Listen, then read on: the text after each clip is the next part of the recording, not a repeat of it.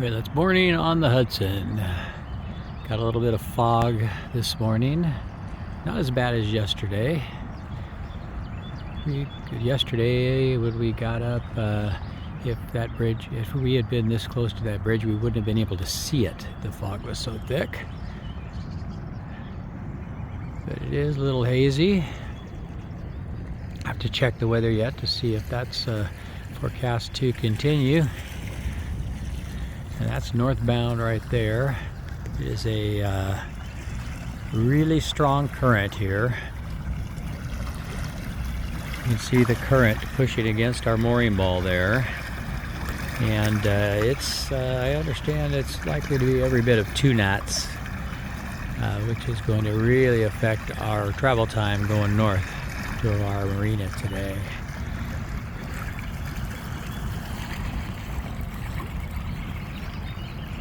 There is Upper Manhattan. Not only upper and being on the north end, it's up there, it's high. It's supposed to be a rainy day today, and we're planning to get going early. It's only a little after 5 now, and get up to Half Moon Bay as early as possible. About a 30-mile trip, I believe. Hi, we're Mark and Mel. After raising 4 amazing daughters who are now raising our 12 grandchildren and helping people on land in the real estate business for over 30 years, we're now realizing our goal of a year-long adventure cruising America's Great Loop on our boat Paradise. This is a 6,000-mile journey through waterways that include the Atlantic and Gulf Intercoastal Waterways, Great Lakes, Canadian Heritage Canals, and inland rivers of America's Midwest cities. Join us as we navigate over 100 locks, explore cities large and small, and experience an unforgettable journey through America's Great Loop. So here's something strange that happened.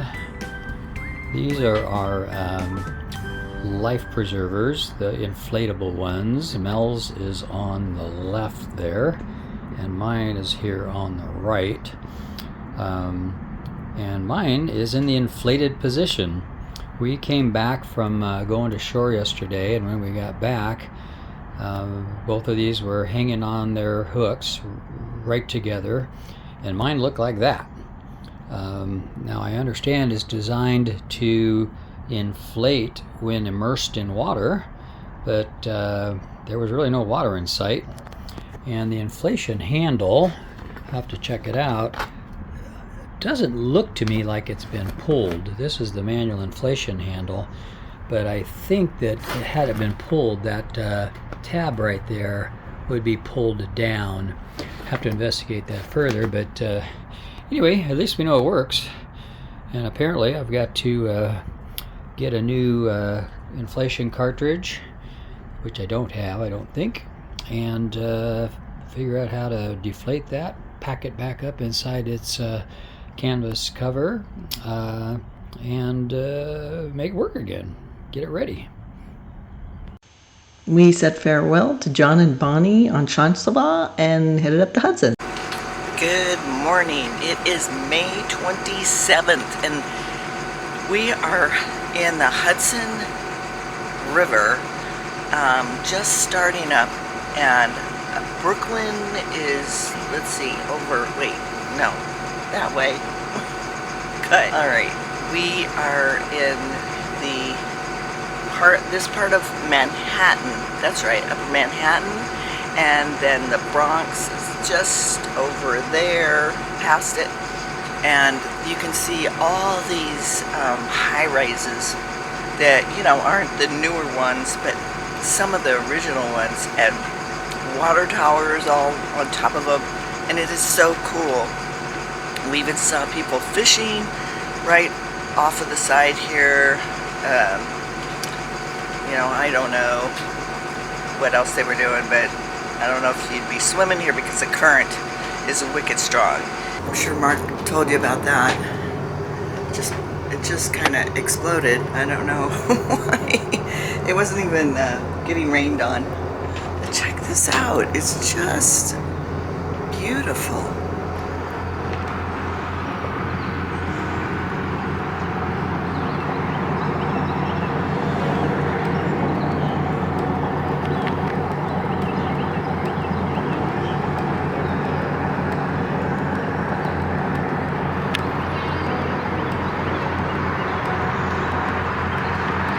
So there's a train, an Amtrak train that goes down to downtown that you can get right over there. We did not take it, but our friends did.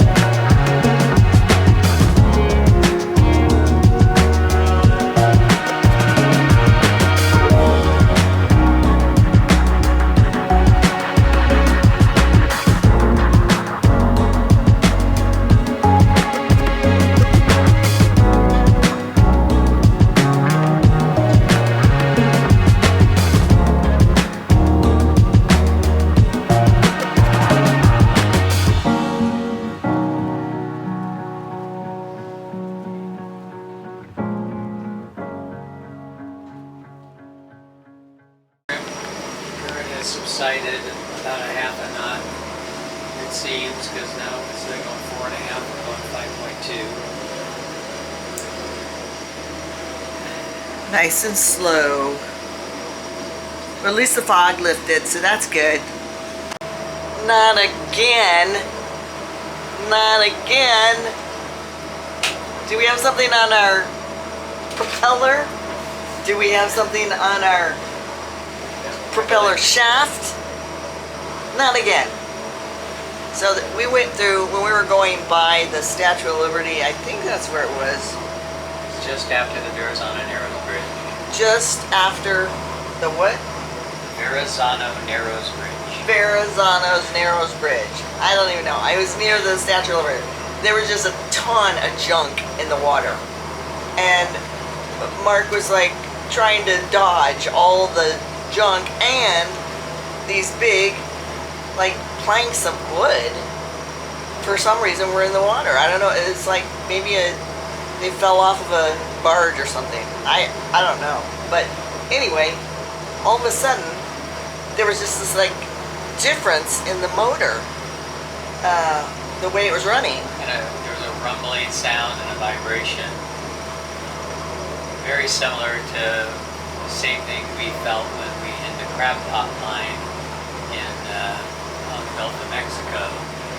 And we backed it up, went forward, did back and forth trying to get it unwrapped, that sort of thing. And we have a vibration now on the starboard side, so we're running only on the port side today, and we have a diver scheduled for tomorrow morning to go down there and figure it out. We have divers. Love you guys. Love the divers out there. That's something we found out later. First time we were at a place where you could haul the boat out, but we didn't. The divers are out there. There's a lot of them, and you can get them to dive down and check it out. And if it's just a lot more affordable. You have to call around. There are some divers that charge a lot, and there are some divers that charge a really reasonable amount. So, of course, Mark... This particular situation, I just did a Google search for marine divers in the area of our destination, which is Half Moon Bay Marina. Called the only local guy that was in on Google search, and he just said $650, and he's local, he's right there. And I said, no thanks, I'm gonna check around, have a nice day.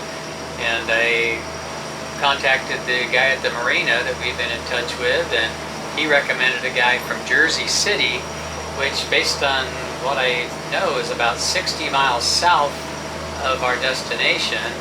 And he says he'll go there by boat tomorrow and do the dive for us and remove whatever is there for $250, coming from 60 miles away. But the guy sitting there local wants $650. Yeah. That makes no sense to me. It's Yeah. just, that's the way it is with boat repair. Just they're wildly different charges. Call somebody, call a diver, call a marina, call around, and they'll help you find somebody else that may be able to dive and see what's going on. A lot more cost effective because you might be doing this several times on the loop. So we are going to be there in a couple of hours, and yeah, it should be a nice travel day the rest of the way. The current is still going against us, but it doesn't seem too much as before, because now we're going 6.4 knots Wow. instead of 5. Well, how about that? Current's close to nothing now. Half a knot current is all that should be. So. And we passed Yonkers, and so we are headed now towards Croydon on Hudson, which I think is such an interesting name. When I first saw that, it was like, wow, that's an interesting name for a place. But that's where this marina is. The chart says we're in a 1.6 mile an hour current against us, and there's no way. There's no way we're. If we were in a, well, I guess there's a way. Well, I would expect to see, if it's a mile and a half against us at this RPM on one engine, I would expect to see 6 or less, but we're at 6.5, so not too far off. Oh yeah, so he's using the engine that is not shimmying so much that we think something maybe on The other engine, the 1500 RPM, makes a significant vibration. So I'm hoping it's just something wrapped up in there and nothing broke or bent. So we'll see.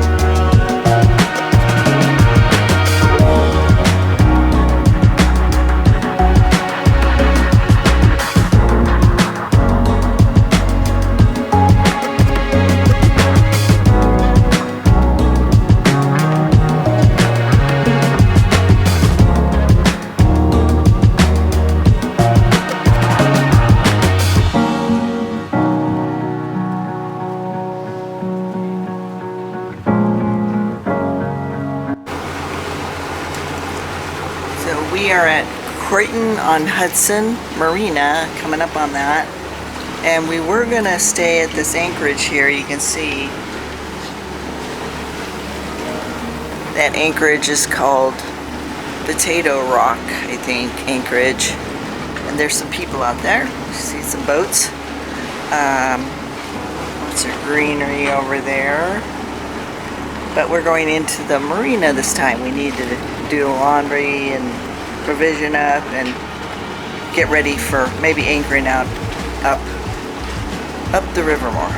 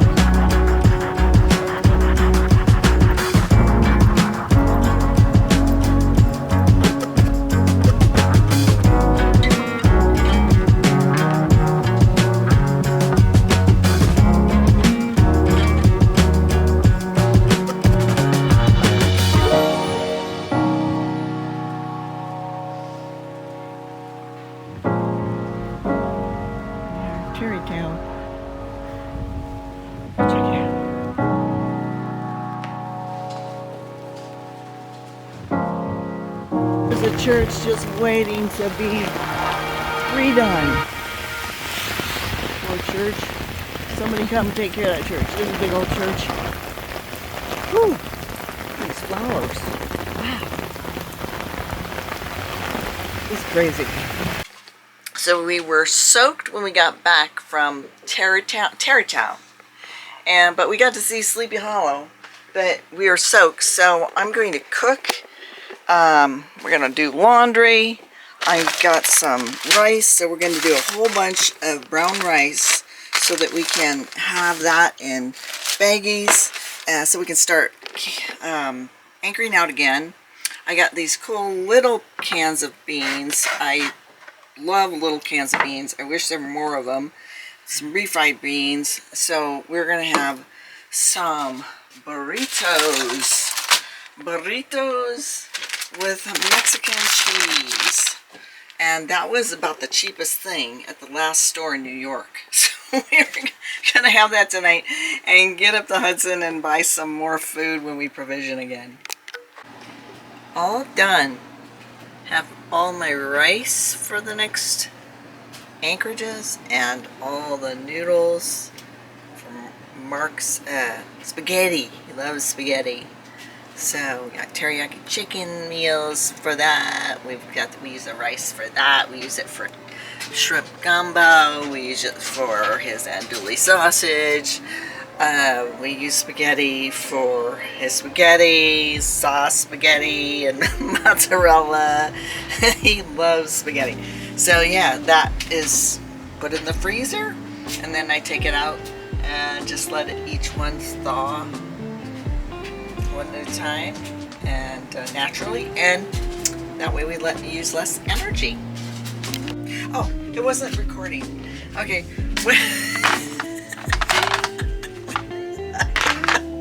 So this goes up here when we do the dishes. This slips right in here. It keeps out of the way nicely. And then when we're ready to do dishes, I just bring it out and do all the dishes that I used to make the rice and all the noodles. And then you've got a place for all your plates and all your silverware there. And then I can put it back in above the refrigerator.